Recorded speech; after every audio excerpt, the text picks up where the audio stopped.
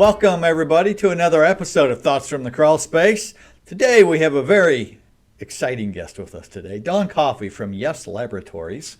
Dawn is a local expert in all things real estate and water testing and radon testing, and I've probably left something out, but thanks for being here today. Thanks for having me, Jamie. Well, why don't you tell everybody, or remind everybody, what you guys do, and kind of where you're located, where you go, and then we'll dive into the specifics of it. Sure. Thanks so much. Your Environmental Services is the name of our company. People like to call us Yes Labs. I love that. It's catchy, right? We could remember that name. We are a small environmental laboratory, family owned. Came from the real estate industry, as you know. You are also a local expert when it comes to home inspection, and this company was really birthed from that industry. We needed to find a way for home inspectors to have the time to inspect homes, and the ancillary services such as air testing, water testing, those sorts of things, have a separate company to do that and become the experts in that, so you guys have more time to do what you do, and we can still get those things done for the clients within the real estate transaction. So our little laboratory grew really from the real estate industry, because big labs do that kind of testing but don't care about real estate deadlines. And as you know, everything needs to happen yesterday. So that's how we started about 10 years ago. So, yeah. Wow. Well, I remember, first of all, the first time I met you, you were a competitor of mine. You were involved, you owned a home inspection company. And so over the years, we got to know each other that way, and then you got the lab. And I remember one of the biggest frustrations we had was always trying to run the water to the lab. And also, I think at one point we had over 20 some radon machines, and organizing when are we going to pick them up and who's going to run here to get this one and all that. And so I remember sitting in your office one day, and I was, you're a little hesitant to give up control sometimes of certain things, and to have you propose for you guys to do that was a novel concept. But the relief we had after after you took that over, we still feel it because we remember what it was like before. So talk a little bit about the markets that you cover. Back then it was mainly just South Bend, but now you're everywhere. So it's not quite statewide yet, but we're getting there, right? Yeah, because the home lab, the home base, is located in Mishawaka, Indiana. We can do southwestern Lower Michigan, and we have field techs in obviously Mishawaka, but also in Fort Wayne and now Indianapolis. So we have gone quite south and go about an hour south of Indy. So we are creeping almost the whole state of Indiana, which is pretty incredible. And we just love to cover that territory. Where we don't cover really is the northwest pocket right now. That doesn't mean we aren't in the future, where we talk about it every day, going northwest, but that's a whole different beast towards Chicago. But it's teamwork, Jamie. The way that we can work together, and be able to, like you say, do water testing and radon testing for a lot of home inspection companies really does help the real estate industry as a whole. We keep transactions moving really fast for you guys, so you don't have to go pick up those machines. Right. Our focus really is clean air and clean water. That's what I like to say about our services. Yeah. And it's so important. People really need to remember when they buy a home that it isn't just the structure and mechanics that the home inspection covers, but you want to make sure that that's a healthy home that you're buying, and you don't know the condition of the health of the home environmentally unless you test. So that's why we do what we do. That's right. There's a lot of myths out there about, especially radon. There's still the myth out there, well, you're on a slab home, so you don't need to get it tested, or if you have a crawl space, you don't need to get it tested, or on and on and on. You've heard them all. We've all heard them all. But really, with water or radon, that's the only way you're going to know. is like sometimes with mold, you can smell mustiness or it's bad, you walk out with your eyes watery or whatever, but not so with radon and water. So let's say I'm buying a house on, doesn't have a well, it's city water. Okay. Do I still need to get my home tested, the water tested on that? What are the potential ramifications of city water? Right. So municipalities have to test all kinds of contaminants daily, actually. So we know that most of them are covered. The one single contaminant we find that is not is lead, because the municipality is testing lead on their end for the supply coming in. But when that water sits in pipes that are old, homes before 1986, there was lead in pipes, lead in the solder of those pipes, lead in some of the fixtures of those pipes, and then lead pipes that are hooked up from the street to the house. So it could be that city pipe or in the home themselves, and where there is lead contamination in high levels. And that is the one contaminant then that we would recommend testing. And it is super prevalent really in cities, older homes. The statistics we see are about 1 in 6 houses does have higher levels of lead. And we've had some really, sad stories about people who have had health issues, both adults or babies, being fed like formula water kind of thing. And people just don't know. They assume the city, it's city water, so it's fine. Fine, except this one thing. So, and it's easy to remedy, like everything else. A reverse osmosis at the kitchen sink, enough for cooking and drinking, is enough to take that risk away. And so you won't know unless you test. Yeah, you got to test lead. So the remedy is not necessarily dig up the pipe out to the street, replace all that, thousands and thousands of dollars. It's a relatively simple remedy. Yes. For lead. Yeah. No, it's real. Especially kids are susceptible as they're developing and drinking that water every day. Yeah. And when people think about lead, their first thing that comes to their brain usually is lead poisoning when it comes to paint, right? Paint chips and little kids chewing on paint chips or gnawing on windowsills or banisters, right, in the house. Lead causes central nervous system disorders, learning disabilities, and you can't help but wonder if a lot of what we see in the schoolrooms, in the classrooms today with learning disabilities in kids could be from contaminated city water. Surely could be. So their stomachs digest faster, an infant 6 times faster than an adult. So they are really bringing in what's going into their body is affecting them way more than us as adults. Right. So that lead contamination is a big deal for little kids. Well, I like the emphasis you put on that, because that is, when we're booking a home inspection and they have city water, they just aren't as likely to order water testing. And, our job on the phone is not to scare them to death, right? To present them with the options, but they just, they think, the city's got it covered and we're good. We've even found that, you mentioned fixtures, brand new fixtures from China, can have lead in them, and so the pipes are fine, but that fixture at the very end is what's grabbing it. So that's there's always something out there to get you, isn't it? And I think we've also seen people. This is kind of another one of those myths where they'll have a filter on the refrigerator. A lot of fridges today, right? The newer ones have it built in, so the ice maker or the water dispenser has a filter in there that you're going to change out every now and then.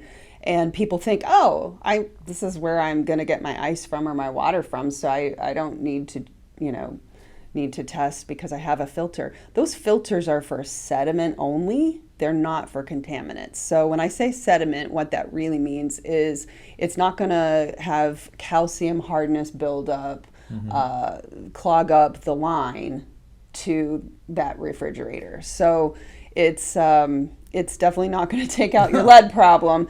But that in the one case that we had in recent years of an infant who actually had lead poisoning and they didn't know what it was from, they were like, well, it's, we feed the baby formula, but we have the fridge filter. We're fine. That it can't be lead. And it was like, no, the fridge filter is for sediment. It's not going to take out contaminants. So people don't really know what these filters do either. Yeah. So there needs to be a little bit more education out there on refrigerators. Yeah. That's interesting. I hadn't even thought of that. So we don't use ours because our RO is connected to our water filter in the fridge and our kitchen sink. Okay. And the water comes out so slow on the refrigerator, we didn't bother using it. But I didn't think of that. I mean, these are just standard run-of-the-mill filters that they're putting in. Just to keep the line from clogging up. It has nothing to do with actually making your water better. Okay. Wow. Yeah, well, that's a great point. So now if you have a well, what are the things that commonly are tested for? And what do you find maybe has the most chance of being elevated in a home besides lead? Sure. Well, that's a big question. I know that's a broad I will bring it down. statement. But first I want to explain to people that you cannot just turn in a bottle of water to a laboratory and say, tell me what's in my water. Every single test, just the same as if you went to the doctor and had blood work done. You can't just say, here's my blood, what's in it? You have to actually order individual tests, specific contaminants, and it's all about the science. It's not because someone's trying to get rich here on charging people for tests. It's because every single contaminant has a different EPA method of testing, and it might be many different pieces or instruments in the laboratory, pieces of equipment to test that contaminant on. And so there's different reagents that go into it. Some tests take 1 day, some take 2 days. It is complicated, so we can't just take a single bottle of water and tell you what's in it. So you have to kind of know what you want to test. And so we do suggest, according to the EPA and all the science experts, there's kind of a common panel, basic panel to start with. The long list that you might see where people start to scare you on the internet or in the media, where they're like, oh, you need this big long pesticide panel or this big long herbicide panel or this petroleum panel. Those sorts of things they are real, but they're going to be for people who live in a particular area in which those things would be prevalent. So first thing is you have to kind of think about where you live. Or where this house is that you're going to buy. If you're going to be in a farm field or next to farmland, sure, you might want to think about, besides the basic panel that we can talk about, you might want to think about, herbicides or pesticides. If you are next to a rail yard, you might start thinking about petroleums and things that are more industrial. But the regular suburban, really a basic panel is fine and enough most days. And that will be the scientific term total coliform and E. coli. It is 2 tests, but it's in one package. We call that bacteria. Right. Okay, so it's bacteria test. And people often say, they'll say chloroform. It's coliform. So we just call it bacteria. That's what they use to put people to sleep in movies when they're kidnapping them. Right, yeah. So total coliform and E. coli is a bacteria test, and you just want to make sure that that's not going to give you gastrointestinal issues, that your water has got, bad germs in it that way. And the next thing that we find usually is nitrates, nitrites, and that is because a lot of suburban areas were once farmland, right? Not currently anymore, but you still want to do that. And it's also from farm or regular fertilizer. So, neighborhoods where everyone's putting fertilizer down because they want that high nitrogen, nice green grass, that does contaminate your well. I mean, it is common sense that says if I'm going to put this on my grass and the rain is going to take that chemical down into the ground, it's also going down into your groundwater. And so nitrates is a thing.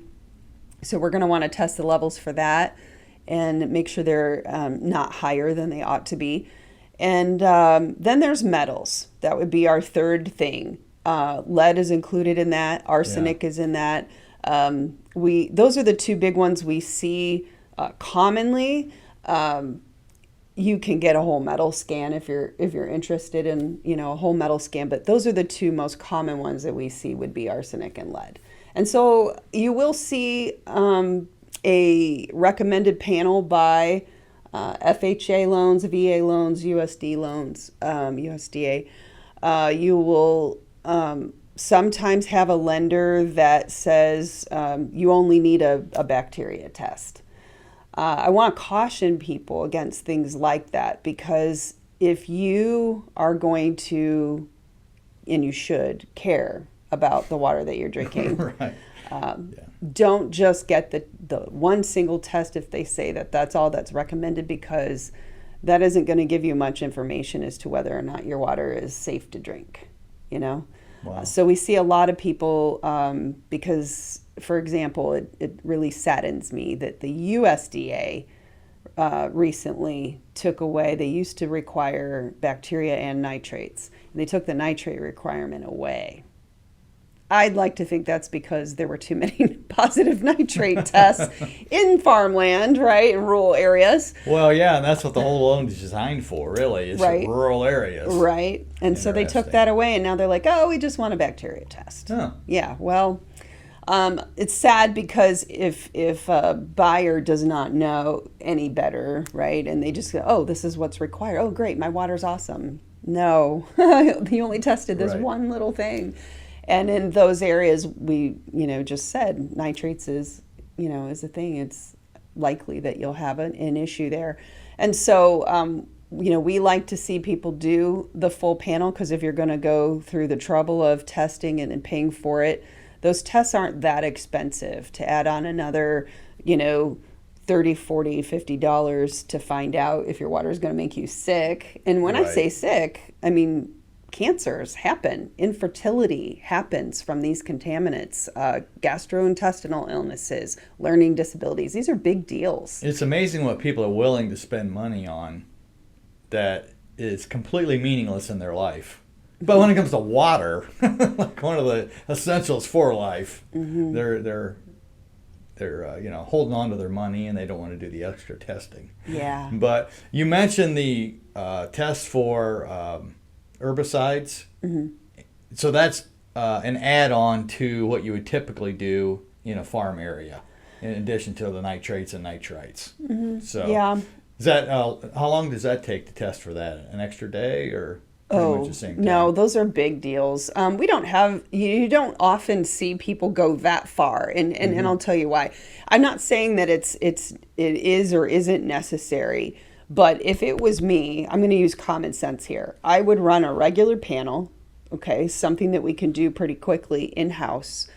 And I would probably just use that as a baseline. I'm probably still going to install an RO in my house, because it will take away all of the potential issues, at the 90% range. And I Okay. know I'm going to drink fine water, not contaminated water. Now, with an RO, I suppose the downside to that filtered water is that it does strip out all the good minerals at the same time too. So you need to think about that, and maybe take supplements or add a little salt into your water or something. So your body's getting what it needs and the water isn't just stripped of everything, because it does do that. But I don't have to worry about all those bigger, larger items. Now, some people really want to know those things, and we can do those things, not in-house. We have to send them out. They are Okay. large panels. They're very expensive, in the, anywhere between $500 and $2,000.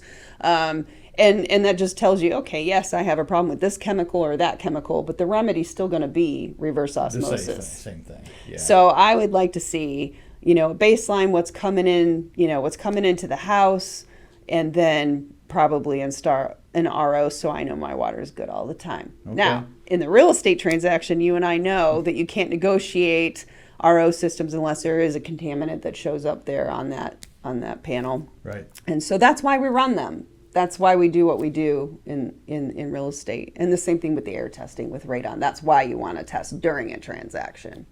Right. So one more question on water. Sure. If they test and things come back fine, How often should they retest? Every year. Every year, or if there's some kind of change. If you notice something strange with the water, if it looks funny, tastes funny, for sure you're going to want to test then. If you have something that happens to the wellhead outside and you notice that the cap is cracked or damaged somehow, it does mean contaminants, bugs and things, germs can get down in there for sure. So that you would want to test at that time, or when you get a new well. All right. Yeah. So transitioning a little bit with radon, you're supposed to test that every couple of years, or if there's new construction going on in your neighborhood, it can open up new pathways to radon and things like that. So what have you seen as far as folks that retest after 2 years? Do you have any data on it was good, but now it's not? That happens a lot, actually, more so than you think. Things always change under the ground, not just because of construction. That's a great reason, though, and we've seen that happen too. Yeah. It does. So this is a soil gas. So if people don't know what radon is, it's invisible, it's colorless, odorless, and this gas is radioactive. And so it actually comes from uranium rock under the ground. And when you say uranium, everybody knows that's dangerous. They make bombs out of it. It's harmful. Well, it decays into this gaseous state over time, and so it is radioactive. We breathe it in our lungs. We're breathing it outside. It's usually in lower levels outside in most areas of the country. There are some in which it is a little crazy high, but inside buildings where we are, have walls and foundations, it can get trapped in higher levels where it is dangerous for us to breathe, and over time gives us lung cancer. And so if you hear about people who have never smoked and have lung cancer, where could that be from? Yes, it can be from radon gas, and that does happen. We have over 20,000 people die every year of radon-induced lung cancer. It's the second leading cause of lung cancer, and the only way to know is to test. And so we want to test our homes. The real estate transaction is the best time to test, because if it is high, then the seller ends up usually paying to fix that. Right. It is an easy fix. It's not terribly expensive. It's way cheaper than a new furnace or a new roof, that kind of thing. So it's a permanent fix. So we want it, to be done during the transaction as a great time. Does it change? Yes. So because we're real estate based, right? We do see people who tested a couple years ago. Now they're selling their house because they got to move for some reason. And the new buyer comes in and tests, and now it's high, but it wasn't when the seller originally bought the house just a couple years ago. Why is that? Couple reasons. A, things change under the ground, right? B, it could be that something changed in the house. So maybe they remodeled. So maybe the basement is now finished. It can be that at the time that they tested, so seasons and weather does change and affect results. So it could be just the moment that they tested, they had a good test. Maybe it was a perfectly sunny day on a day where the barometric pressure was, perfect for a good test. Does that mean that'll happen to everybody? No, it doesn't happen to everybody, but it does happen. Right. So you get that call that says, how could this be? So we definitely inform people in education and on testing documents that this is the test today. Things can affect the test. Weather can affect it. Seasons can affect it. It can also be when I say seasons, I'm talking about what happens inside the house air-wise. So the furnace running or the air conditioning running, those sorts of things can change it too. And then obviously, having windows open or doors open, coming and going. The best test is the protocols for the test, and the best test is if the home is shut up. It doesn't mean that we don't want you to come and go, because it is also done under normal living conditions, and we know people come and go.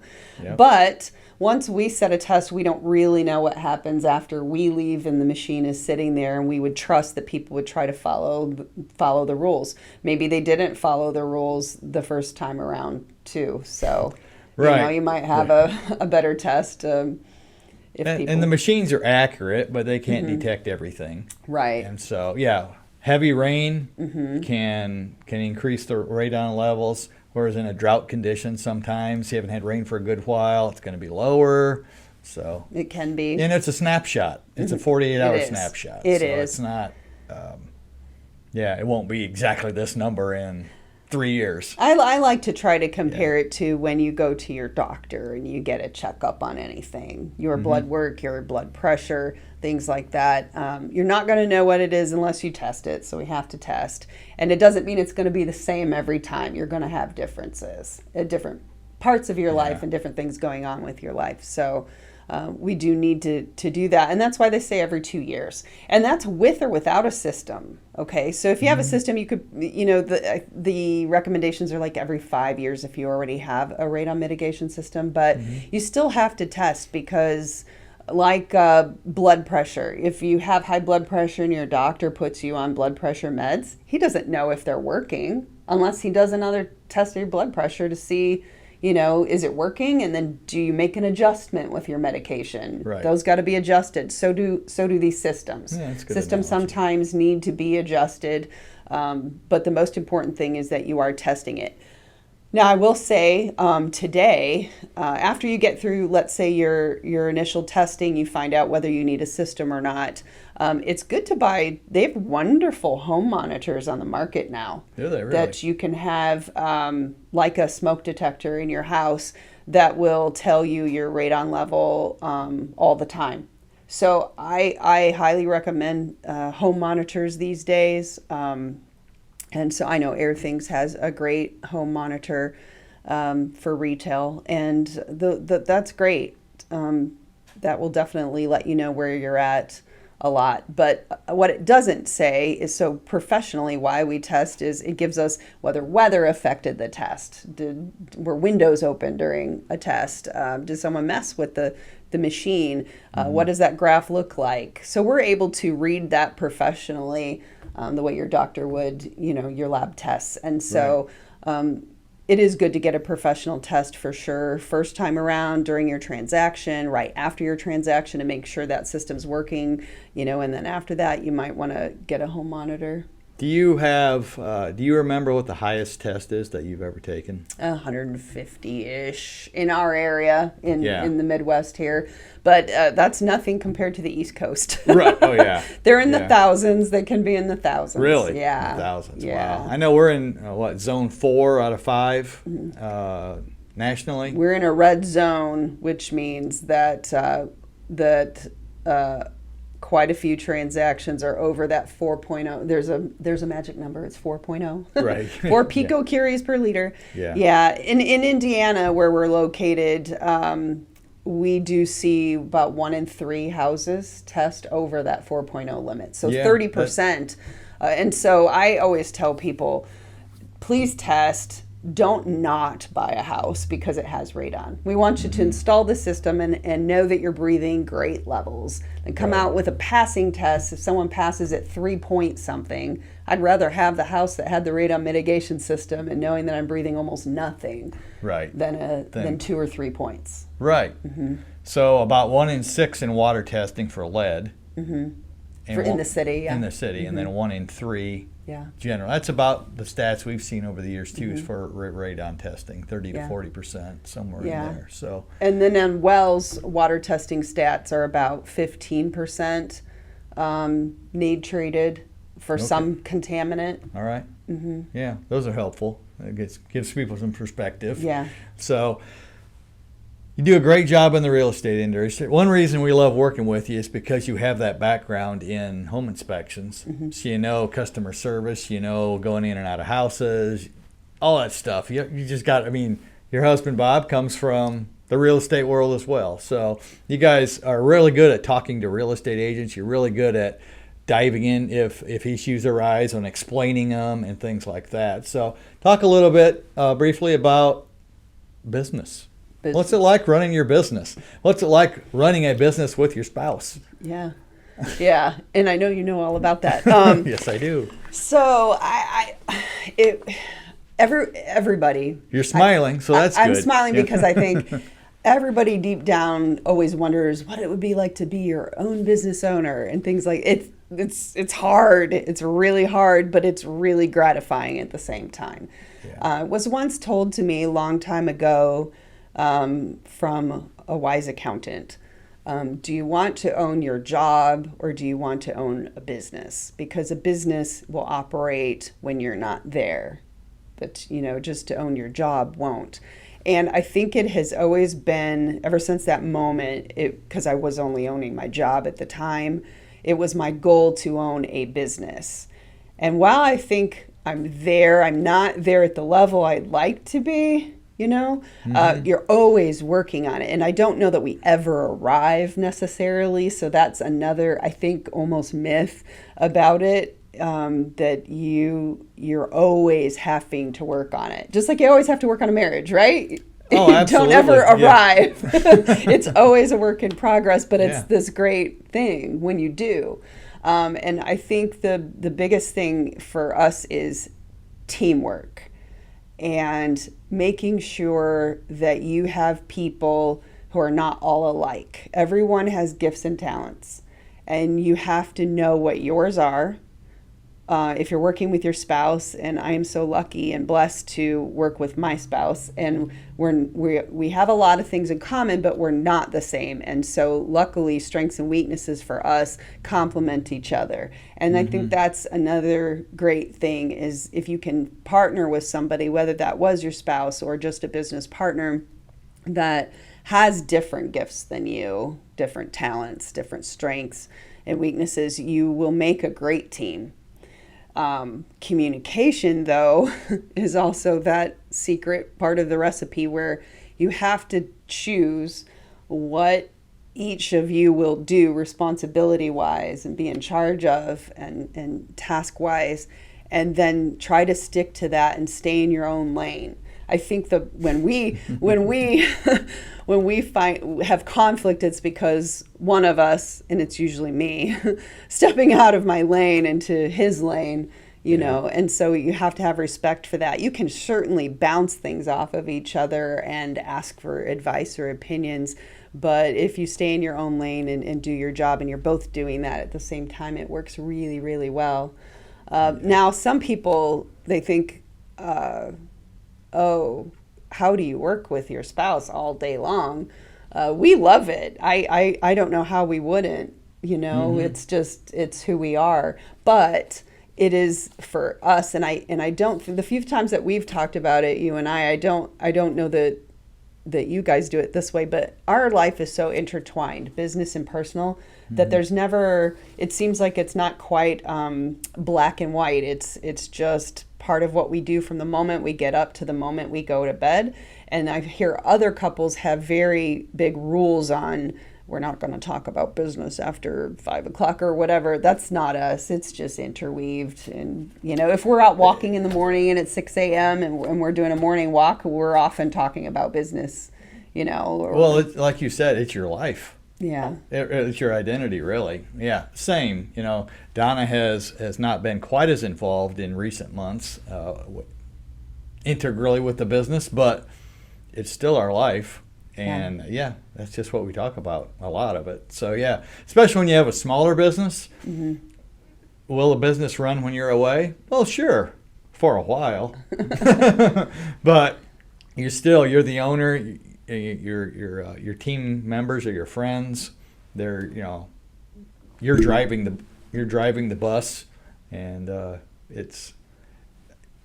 it's hard to imagine it any other way at this point. So. Yeah, I think the people who think, if you're a business owner, you must get to that point where you can just kick your feet up and drink cute little drinks with umbrellas in them on some beach somewhere, and that's not the case. No. There is definitely not the case. But can it run without you for a little while? Yeah, a little while. Maybe you work hard, you play hard, Yeah, that's kind of how we've termed it too. It's sporadic, but while you're here, you're probably working 14 hours a day, and that's just the way it is. Yeah, that's a normal day. Yeah, if you don't want to work that hard, don't start your own business. And you're wearing 10 hats. not Yeah. one. I Yeah. think that's a part I get a little jealous about with other people. Sometimes is that if you have that job where you only have to wear one hat and do one thing, there are days I wish I had that, and then I forget that this is what I asked for. This is what I wanted. I wanted to work with my spouse, and I wanted to have a business. I think I always knew that. Mm-hmm. Yeah. Yeah. Well, How that's about- awesome. Well, you guys have done an amazing job building this brand. I like the catchy name. I had a client the other day. They were asking, "Do you know anybody that does?"